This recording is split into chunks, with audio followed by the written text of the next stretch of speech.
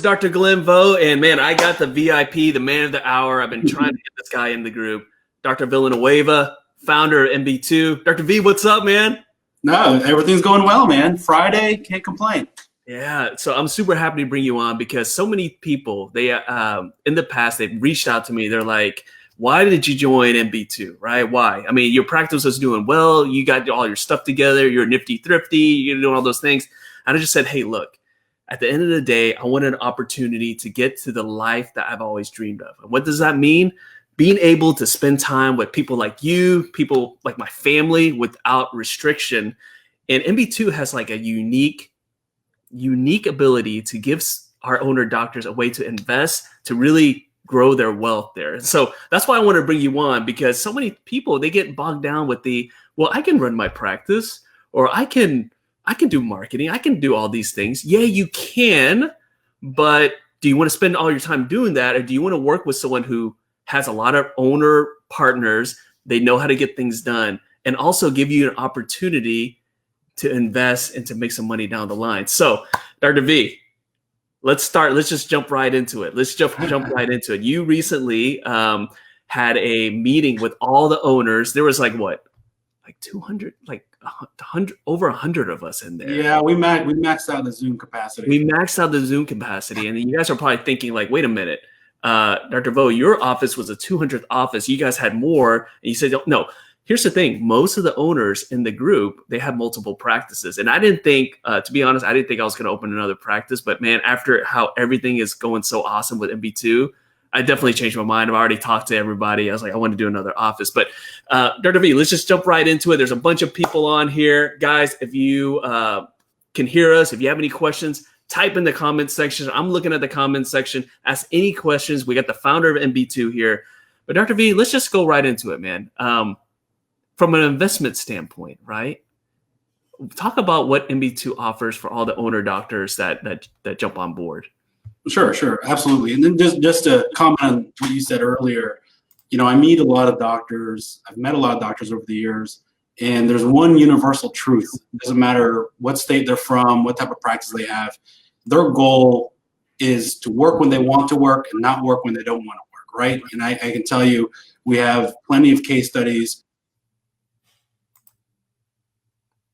All right, so Dr. V, looked like he just the internet got cut off. I don't know what happened there, so hopefully he's going to jump on pretty soon. So we'll wait for him there, and I'll just kind of talk a little bit more about MB2 until he gets back on here. But yeah, so for me, the big reason why I joined is because they had the investment opportunities, right? And what he was just saying earlier about other doctors wanting to come on is that sometimes you feel like you got everything together, you can do all these things, but what is your life? What is your big goal in the future, right? What is your big goal? Your big goal is you want to have the life where you can spend time with your family, where you can hang out with the people that you like. You want to take all that stuff that you don't want to deal with and let someone else deal with it, but not just anybody else, but a really good person who can handle all these things. So hopefully he can jump on pretty soon. Let's take a look here. Oh, here he is. He's coming back. No worries. No worries. Okay, so Dr. V is back. Like I said, I was just talking to all our guests here that that there's different reasons why you want to join MB2, right? And I was just saying what my reasons are. A lot of people's reasons is because, well, you know what? They don't want to spend the time doing certain things. They want someone who knows what they're doing to help them with that so they can focus on different things, right? So I think that's what you're talking about. So I'll let you keep talking about that. And guys, if you have any questions, type it in the comments section.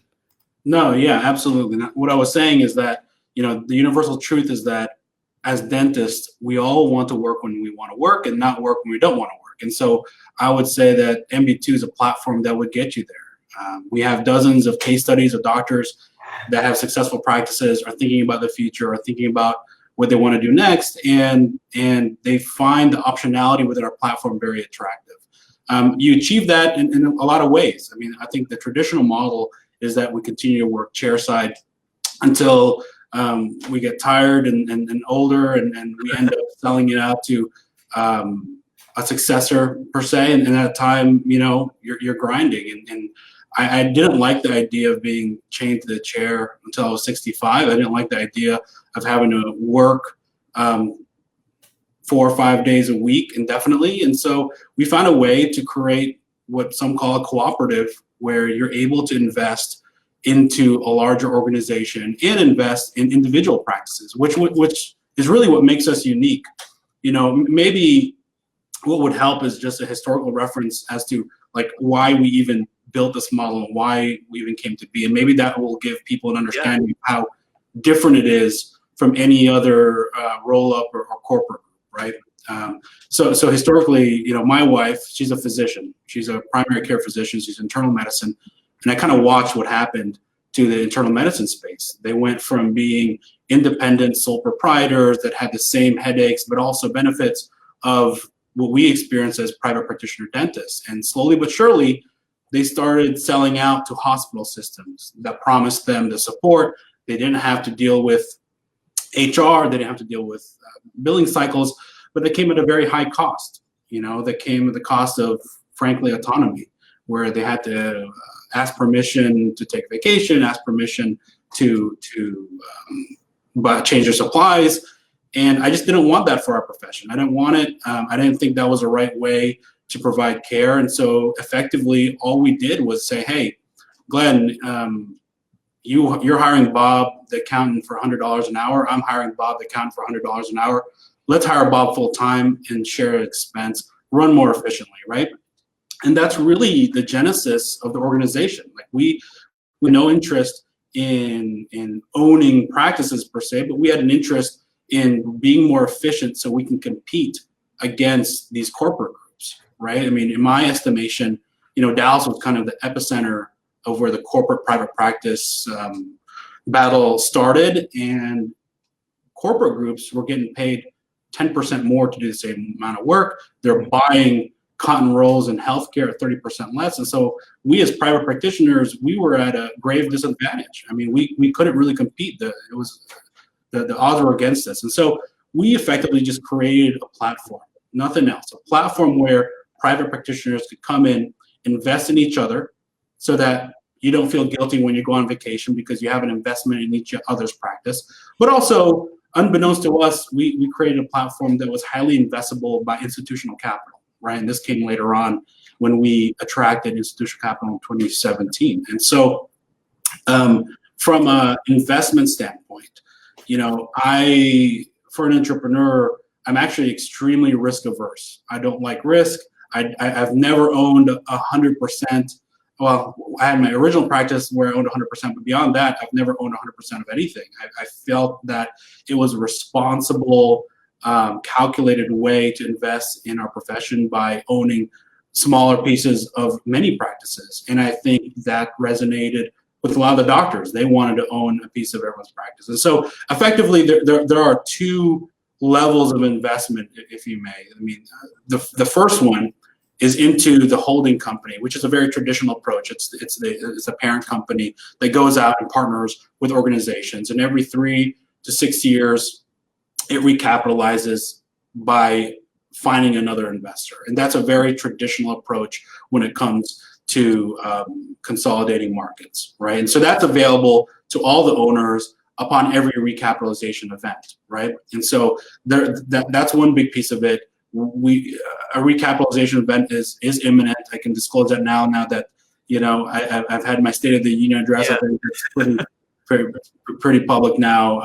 It is imminent. Everyone who invested 3 years ago is going to be handsomely rewarded for investing into the organization. We plan to do it again in 3 to 6 years. And the other tranche of equity is at the office level. And so, you know, every time we partner with a practice, we hand out the proverbial hat and say, okay, here's a practice in California. Here are the KPIs or the statistics. Who wants to invest in this practice, right? And everyone invests. And we actually have to limit the amount people invest so that everyone can participate. And in which case everyone says, well, I want to invest more. And I said, okay, introduce us to more friends then. And so it's kind of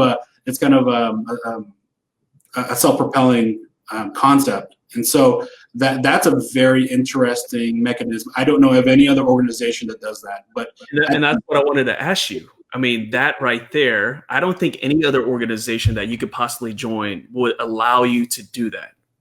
No, absolutely not. And it's not, people ask me all the time, business guys ask me all the time, like, why? We don't need the capital. We're not stretched for capital. And I said, listen, it's kind of like in dental school, right? I mean, in dental school, we are all different, but all aligned at the same time. We're moving to the same goal. And so alignment is really the key of MB2. I mean, we're professionally, financially, and personally aligned in our motivations. And so when you see another dental practice join the co-op in the same town that you're in, you're actually very happy because now you have a personal investment in them. There's a minimum of 5% of the practices owned by the doctor co-op. And so we found that to be very powerful in creating alignment with all the partners. And so it's still something that is a cornerstone of our organization. It was one of my non-negotiables when I looked for institutional capital. I was like, listen, this is who we are. I like everyone being financially aligned when it comes to growth. We all go on vacation together. You get to meet the people you're invested in. And I have this theory that, you're about to go on vacation and you're about to meet everyone that's backed you. If you got that patient that walks in at lunchtime, you're more likely to actually see them as opposed to take some time off. And so that's my crazy little theory, but ultimately it really is powerful. And it's something that I just took away from dental school. Like we're all moving the same direction, right? I love that. And I just got a message. I got a question here, and this is a question I even asked you, Dr. V. When I was thinking about joining MB2, my wife and we came to the corporate office. I think that she might have the record. Hopefully, it'll be broken one day of how much time she took of you, and all the questions she asked. I think we were there for like 2 hours. I think like in the first 15 minutes, I got all my questions in, and I just sat there looking at my wife and just answering, having her ask you questions, you answering that. So thanks for humoring us way back then. But I'm going to bring up a question someone messaged me, and that is, okay, so when this institutional capital comes in, right, and invest in MB2, and everyone is getting rewarded in this stuff, are they also expecting some kind of, are they taking away the autonomy from all the members when they do that? No, great question. And so before we recapitalized in 2017 with the first institutional capital, we had some non-negotiables, some things that we as an organization believed in and we weren't willing to compromise on, right? One of those is that I personally believe the quality of care that is rendered in an office is better when a doctor at the office owns the practice, right? I don't like these doc-in-the-box models. We have no corporately owned stores are simply associate driven. I truly believe doctor participation at the office, more like a joint venture, is a way to provide care. And so there's always going to be a component of ownership. That owner is going to be the one that's making the decisions for that practice, plain and simple. And so for those of you who may not understand the way the recapitalizations work, recapitalization simply means that this bank over here is going to sell their equity to this bank over here, a much larger bank with more capital. In that event, we as shareholders have the opportunity, but not the obligation, to actually to take a ride with them and take the same valuation. And so you don't have to sell, but at the valuations that they present to us, it's highly accretive. But even when you sell, you're always going to have a piece of equity at the office level. And that's really what doesn't change. People often say, well, if you keep selling down, then you eventually nothing. That's not true. We have a minimum floor of participation by a doctor. If it's not you, you can sell to another doctor. Yeah. But I personally feel strongly that every office needs to have a doctor owner in it, and it's worked out well for us all these years. In terms of autonomy, that is a common concern. That is the biggest question everyone says, like, what are they telling you what to do? You're telling them to do this. And I tell them, look, you can message me in a few months and I will tell you. And the answer is always the same. No, everything is exactly the same. If anything, I actually harass them more. I actually harass MB2 more. I'm always like, hey, Will's our practice layout. And I was like, hey, Will, I need to do this. And he's like, yeah, sure, Dr. Vo, and so the only thing that's changed is actually MB2 does more work for me, but everything is the same. Everything's the same. It's like having just a really good partner just watching your back, right? Just like, hey, just want to give you a heads up here. Hey, look at this, look at that. But Dr. V, I mean, you hear it all the time from everyone. They're saying, oh, they're going to tell me what to do. They're going to do this. And especially after this recap and you get some extra money, that's not true. Everything stays the same. No, it's funny because that's the exact reason why we did this, right? I think as many of us sit in our study clubs and our mastermind groups, we talk about somehow collaborating with one another, without removing the autonomy from the office level. And if you think about our model, it's very similar to what doctors have been doing for dozens of years, right? We have a great business. You invited another associate grows up, wants ownership, and now you may be 50-50 partners or 60-40 partners, whatever it may be. We are that associate. That associate would never tell you what to do. You would never ask permission from that associate to go on vacation. You'd never ask permission to change a supply order. It's a mutual respect as a partner. And so as the leader and as a dentist, that's why it's part of our culture. It's like, I don't know any other way but to be a partner, right? Not to be a superior to doctors. And that's what a distinction between us and other traditional DSOs, right? I mean, what we didn't like was the idea of these business guys coming in, buying our practices, and then sitting in their ivory tower and then realizing, I've got a great idea. Let's open up on Saturdays. Or 60% of the population has periodontal disease, so 60% of your hygiene should be scaling and root planing. I mean, it's that kind of nonsense that we want to avoid. And as a dentist, I know that every practice is different. Every practice is your brand, right? What works for me may not work for you, and vice versa. And so we're not here to try to squeeze out every last bit of profitability. We're trying to be good partners, and the decisions you make at the office level are your own, and you will reap the rewards and benefits of those decisions. I mean, one example I often use is there was a doctor up in Frisco that was expanding his office, and he was adding 2 more chairs, and he was adamant that they need to match his current chairs, which were really expensive A-deck chairs, right? And I was like, well, we get this deal. It may have been a Nifty Thrifty deal. We get this deal on these chairs with better warranty. You should consider them. And he's like, no, I really want them to match. I really want them to be the same. And then I was like, man, if it's important to you, it's important to me, right? Yeah. It'd be no different if I was, the example I use is, let's say I bought a new printer for MB2. I mean, would you guys even think about questioning me? I'm like, no. You guys were like, we're aligned. He's making a good decision for the business, and so that's within his purview. And so I feel the same way about the practice. Like, people make the mistake of thinking that we buy dental practices. We don't buy dental practices. I back doctors.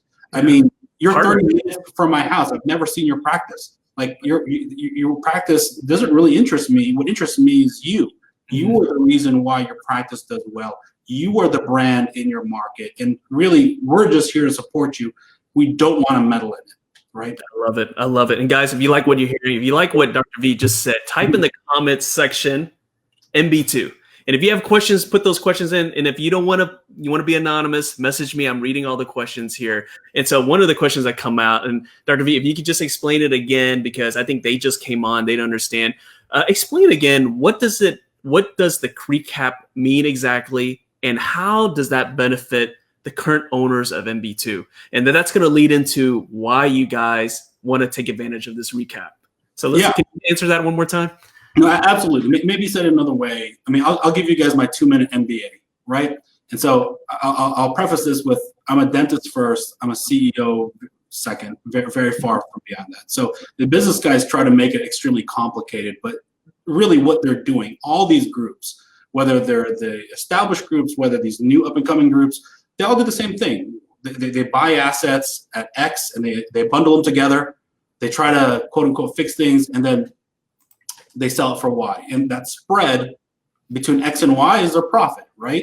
So what ends up happening is, on a recapitalization event, private equity groups can command a higher value for a group of assets. right? And so instead of trying to sell them a local burger joint, you're selling them McDonald's, and there are considerations that make it more valuable, right? Historical track record, ability to scale, the ability to grow, systems, leadership, all these things allow an investor to get comfortable with, okay, I'm not buying just Glenn's practice, I'm buying 200 practices across the country. The performance has been stable and astronomical, so I feel it's like a safer investment, and so they pay up for it, right? And so the investor that invested at 85 locations sells it to a different investor at 200 locations, a larger investor who can support the growth, and then all of us are benefiting from it because we can raise our hands and say, okay, I want to sell a little bit of my equity as well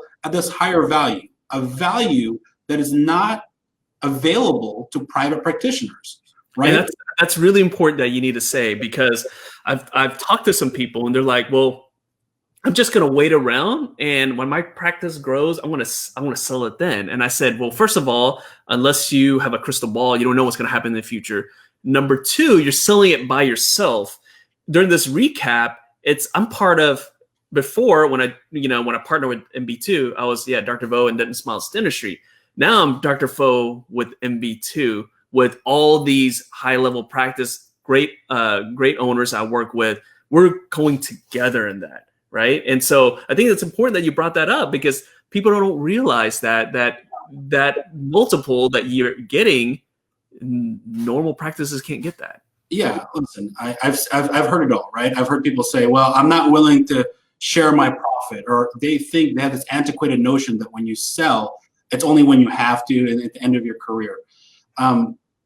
If you take the time to look at the model and even ask the business guys to model out your future with MB2 and without MB2, I mean, I've done it 10 ways till Sunday, man. Like, we always come out ahead financially. So from a financial standpoint, I want to be very clear. There's no way a private practitioner can achieve the financial returns as they would within the organization, not even mentioning the sidecar concept that we've been talking about all the time. So from a financial standpoint, this is the spoiler, you always win within the co-op than on your own. I think the question is, and on top of that, you're taking much less risk, right? I mean, I think COVID has demonstrated to a lot of owners that, things can happen that we don't know, and you're 100% of the risk while you're taking 100% of the reward. Whereas within the co-op, on dollar for dollar, you're still getting close, if not more than 100% of what we do on your own, but you're only taking a portion of the risk. And so from a financial standpoint, it's a no-brainer. I think where people get hung up on, I saw this comment recently where they're like, well, it's a highly levered business and these DSOs are going bankrupt and it's a house of cards and things are going to continue. You're at risk for default. And what I would explain to people is that that's an accurate observation in a lot of cases where DSOs come in, they buy our practices they buy 100% of your practice at X, right? Then the asset starts declining. And so to cover it up, they keep buying more and more practices, right? Because there's still a spread between that and recap. And so what you do find is every DSO out there, it's kind of like a Ponzi scheme. Like, they just keep buying to cover their basis to get more debt to buy a new one, and then someone else is going to have to deal with it. Whereas at MB2, when a practice like yours joins, any practice, they never decline. It actually is stable, and many times I think the average is about 10% increase in profitability within our group. And not because you're working more hours, not because you're firing Sally in the front desk, not because you're changing your supply order, but because you're just having more visibility in your business. You're seeing a lot of best practices from actual practice owners. And I think that's what's so different about our organization versus a traditional DSO. We can raise that because we outperform every other corporate group out there, period. I mean, that's the truth. And Dr. V, I want you to, on that same point, I want you to bring this up, is that obviously not every practice is a fit for MB2, right? There's certain things that obviously there's got to be an alignment, but also the practice has to be pretty much a high level practice. That's what I like about being in MB2, because all the practice owners in there, I'll just be straight up with you guys. They're all legit, man. They know what they're doing. They're not like faking things, saying, "Hey, I'm doing this. I got all these things," and in reality, they're really struggling. No, everyone is legit in there, but that legitimacy brings something, right? It brings the fact that yes, every office they have to be at a high level to join MB2, and because of that, they continue to perform at a high level because the doctors stay. They're not. This is not a hey, I sold the practice. See you later. I'm walking out the door. No, this is a partnership. People are sticking around. I'm still. It's not like I'm retired. I'm still practicing dentistry. In fact, I love it a lot more now. So, Dr. V, talk about that because that's a huge difference there than someone like I'm not going to mention any names, but it's like buying an office and then they chain a guy for a year and then that dude is like out the door and then what's going to happen to the practice? Of course, it's going to drop. So talk about how that makes a difference there about the doctors actually being partners. Yeah, and so that's once again going back to my earlier example of hiring that associate and then them becoming an owner and evolving to an owner. Your practice has to be a certain size for you to get a partner. I mean, if you just open a de novo and you're doing $400,000 or $500,000 in revenue, great for you. It's a great business for an individual doctor, but that's not when you would invite a partner in to help you grow the business, right?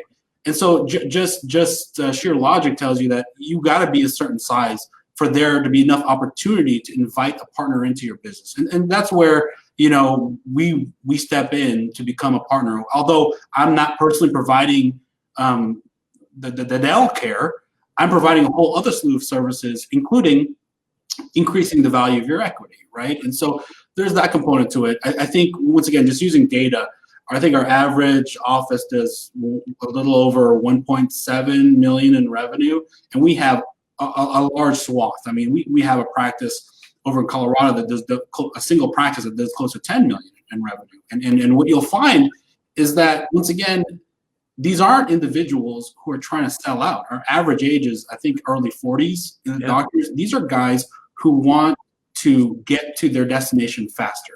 If they were going to open up a second location in 5 years, they're doing it in 5 months. If they're going to open up 3 locations in 10 years, they're going to do it in 2 years. I mean, and once again, we have endless case studies of this.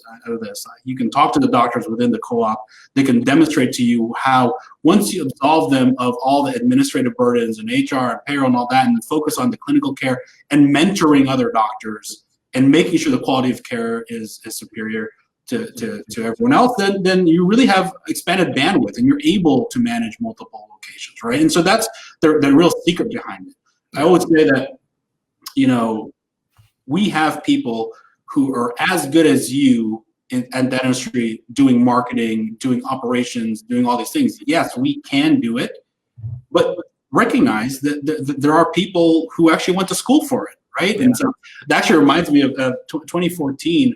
We're all sitting around our conference table, and we had I think 40 offices, and me and a bunch of knucklehead dentists were sitting around. We're like, oh, we got it all figured out. We're at 40, and I looked at them like, if I had explained how to do a root canal to a business guy, you think you could do it? And they're like, nah, man, you're dumb. There's no way he can figure it out. That would look like garbage. And I'm like, what are the chances that's how good we are at business? There's people that actually went to school for business, right? And so we put it to task. 2015, we actually had our very first business person join the organization and help us with data and just metrics and say, hey, this is what you're doing. You decided what to do with this information.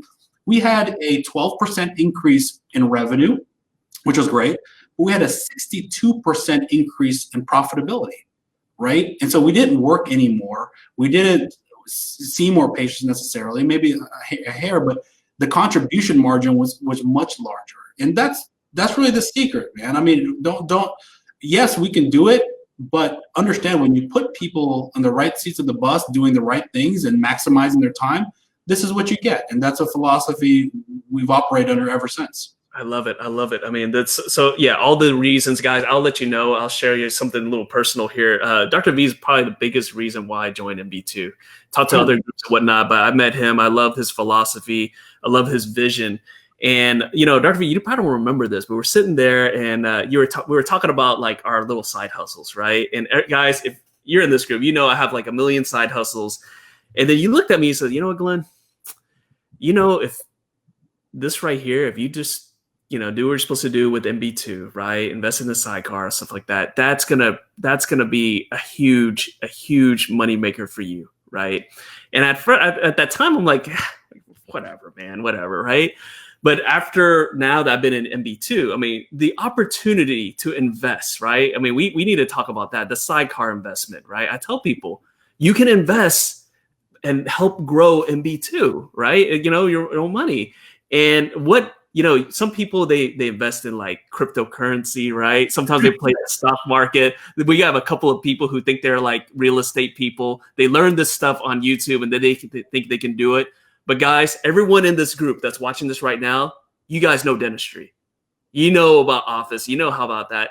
What about an opportunity to invest in what you know? So Dr. V, I know we got all these questions coming in, but can you just go over that sidecar? Why is that so important for someone who, yes, they're practicing dentistry, but you got to think about growing your wealth. You got to think about your end game. You got to think about what you want to do. How does that sidecar help people kind of get closer to that goal? Sure. I mean, it's funny that you mentioned all the side hustles.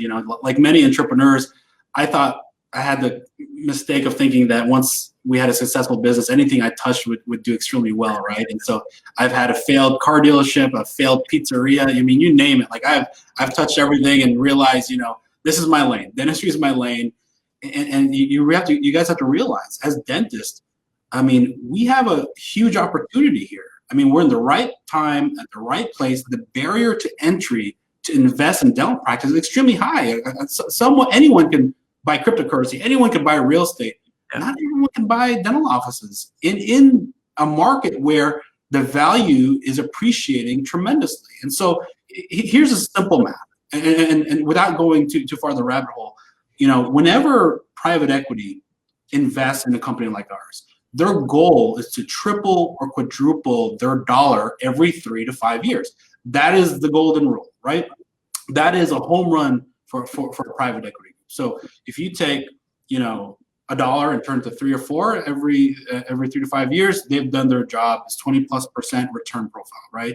So I can confidently say that we're beating those metrics. And so if you just use rough math, let's say you invested $200,000 into an organization, that becomes $600,000 to $800,000 in 3 to 4 years, and then you leave it in there, say one more time, that now triples or quadruples. I mean, that's real money, and you get preferential tax treatment for that, right? And that's often overlooked, and people are like doing their numbers in their head, forgetting that they're paying ordinary income on their day-to-day distributions, whereas investing it into an organization like MB2 gets you 20% more.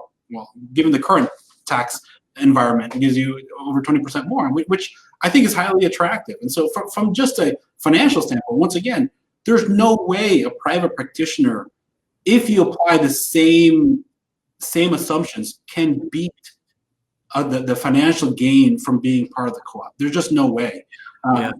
So I mean, a more valid argument is like, listen, I just don't play nice in the sandbox with everyone, and that's fine.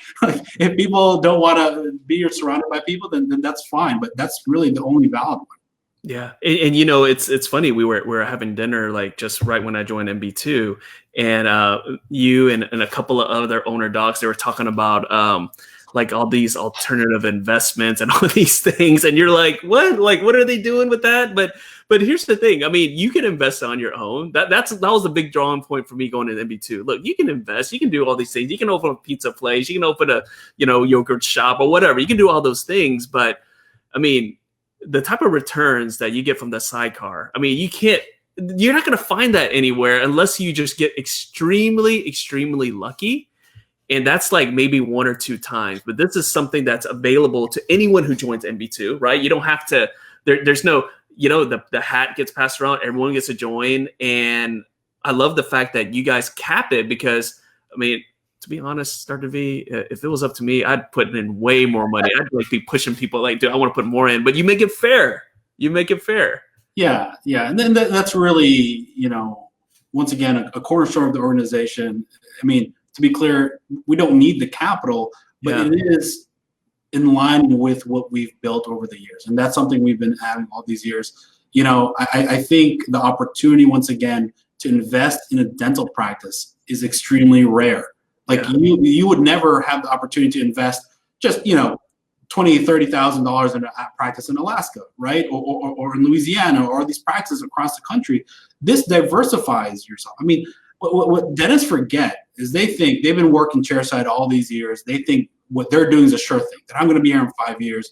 When the reality is, it's really risky when you have a single asset. And I think one doctor said it best. He's like, it's like I have one restaurant and I'm the only guy allowed to flip the burgers. I'm like, that's a very high risk business, right? And so, segueing into a comment I often get is like, well, Dr. V, how do you know that you're going to recap next year? There's no assurances there. You're not sure, which is true. However, as sure as you are that you will be practicing chairside next year, that's how sure I am we will go to market and recapitalize, because that's what I do. That's what I live. That's what I breathe every day. That's what I see. That's what I study. And so I would submit to you that the risk of failure for a single location and not performing is much higher than 200 locations, right? And so once again, it's diversifying your risk while still gaining a disproportionate return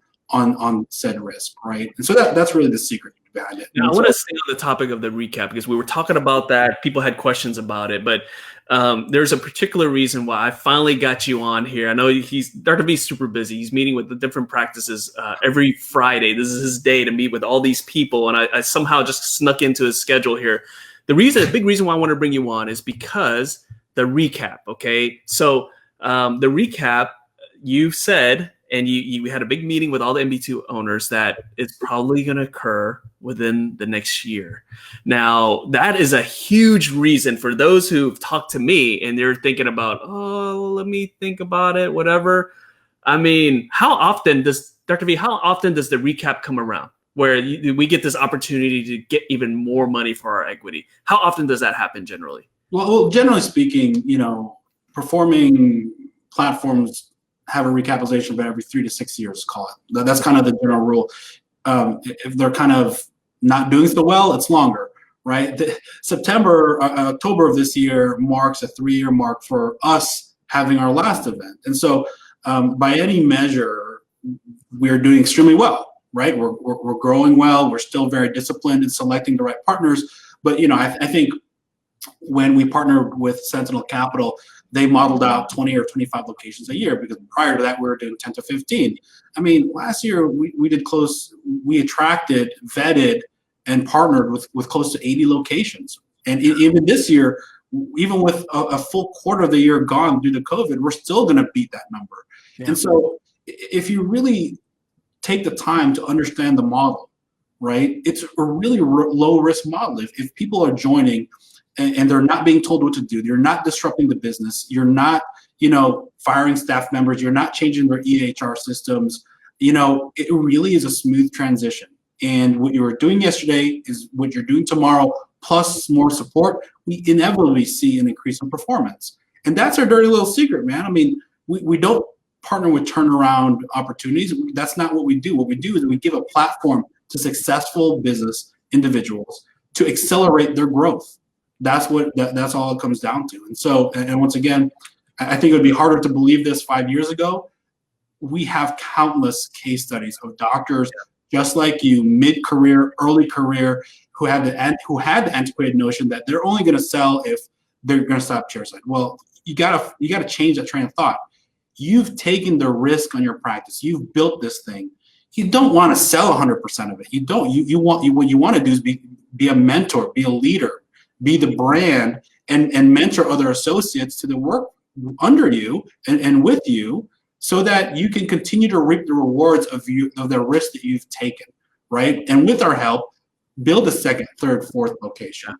That's me. I didn't think about opening a second location until I got hooked up with you guys. But so, look, guys, I mean, this recap, I mean, you heard it from Dr. V himself. I mean, the last time they went through it was back in 2017, right? And it's anywhere between 3 to 6 years. But I told you guys when I made this post that I'm all about the hookup, right? Like when I found out about MB2, I hooked up one of my closest friends, and he has the Business of Dentistry group. It's Dr. Hoffpower. And he's an MB2 too. I called him up. I called a bunch of friends up. He was like all over it. Some of my friends, they still want to look around, right? So whenever I get a good deal, I want to hook someone up. Well, here's the hookup here. I mean, I might have saved you some money on some masks. I might have saved you some money on that scanner. I might have saved you some money on your dental supplies, right?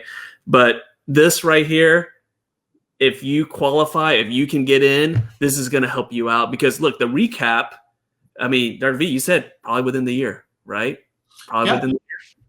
No, absolutely. And you know, Doc Hoffmeyer actually has a second location now with us. Yeah, he had no.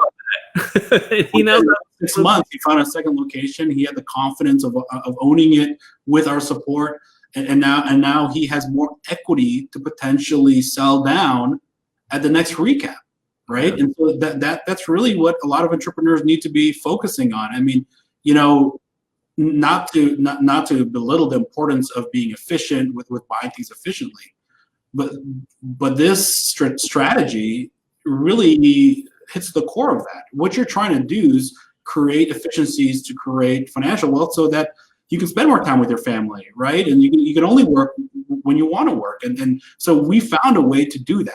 And you need to talk to the doctors in the group that have actually gotten there. We've got plenty of doctors who only work chairside 1 day a week, or if at all, and they really function as mentors to the associates who are highly appreciative of the opportunity. And then when those associates want ownership, we then buy them another practice or build them another practice. So the platform continues to grow. The original doctor who took all the risk in that practice continues to benefit from the practice performance up until he retires. Even then, I mean, a lot of doctors, they come on and they think that when they retire, they'll sell the last piece of equity.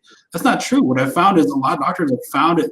I mean, not to make an analogy to real estate, but it's very similar. I mean, once you've taken the risk and once you've put the associate in there, you've trained them, and if they're happy being associates, I mean, you know, one of the doctors calls it mailbox money. I mean, it just comes in and it's a nice way to support your lifestyle, and there's no reason to sell it. And so you pair that with the enormous opportunity to make wealth with the sidecar economics and with the holdco economics. I mean, it's an elegant solution to an opportunity that's presented in our space that may not always be there. Number one, because of the recap, but number two, you know, you look at any other healthcare vertical out there. I mean, they went through the same thing. I think the saving grace for dentistry is that we're as much art as we are science, right? Unlike pharmacy, optometry, and primary care, where it's very transactional, you know, there's a lot of art to what we do. And so it's a little more difficult for these, I call them marauders, to come in here and penetrate our market and just flip us like investments. I think this is where we really excel. If there's an opportunity to appreciate our equity, I mean, I feel like we as dentists should be the first ones in line, because we're the ones that took the risk. We're the ones that see the patients. We're the ones that went to school. And I think that shows in our platform, right? I love it. I love it. Dr. V, thank you so much. And I will say this, guys, if you have any interest in MB2, shoot me a message. I can answer all those questions for you. You know, we have a lot of videos in this group if you want to kind of do a little bit more research, but I definitely wanted to bring the founder on. He was a big reason why I joined MB2. And at the end of the day, you know, we have a great community here. We lean on each other, and there's other communities out there. I'm in this MB2 community, right, of practice owners that we're aligned. We have this big picture. We want to change the industry. And then you have amazing mentors like Dr. V, right? That you can always, you know, ask questions. I message you all the time. Sometimes I wonder if I message you too much, because I don't want your wife thinking like, what's going on? Why is this guy messaging in the middle of the night? But that's what it's all about. So guys, message me any questions that you may have. I will put you in touch with the right people to answer your questions. But Dr. V, thank you so much. I know I probably ate into your lunchtime here, but thank you so much for jumping on here. And before we get out of here, just some final words for those who are just kind of going through dentistry and they're like thinking, I gotta slave away until I'm 65 to really live the life that I want. What do you say to those people? Man, I would say there's more options than the traditional DSO model. I mean, you know, first of all, the dentists run this place. I want to be very clear. My loyalties are with my doctor partners and not necessarily the investors. You know, we have an opportunity to preserve what we love about our profession. We do not have to sell ourselves out to these corporate outfits that will manipulate our organization, our profession. And today maybe rolling up dental offices, tomorrow they're rolling up vet clinics, the next day they're doing eyeglasses. Like, you don't have to play that game. Okay, you can stand for something bigger than a single practice. You can stand our ground and say, no, we dentists are smart enough, devoted enough, sophisticated enough to be in charge of our own future. And you know, I think dentists all think the same way. We just had the intestinal fortitude to do something about it. And so I would invite you to at least have the conversation, man. I mean, have a conversation with an open mind. Don't think that every group is the same out there. I mean, we feel what private practitioners feel because we are private practitioners. And so, you know, as long as the doctors are making decisions, I'm supportive of any platform, private practice or otherwise. Outside of that, man, I think we can do better. And so, if you have questions, Glenn's a great standard bearer for the organization. I'm always open to having conversations with my fellow doctors. You know, so feel free to reach out to MB2 or myself. Dr. V, thank you so much. And guys, thanks for tuning in, and we'll see you guys later. Thank you. Thanks, Glenn.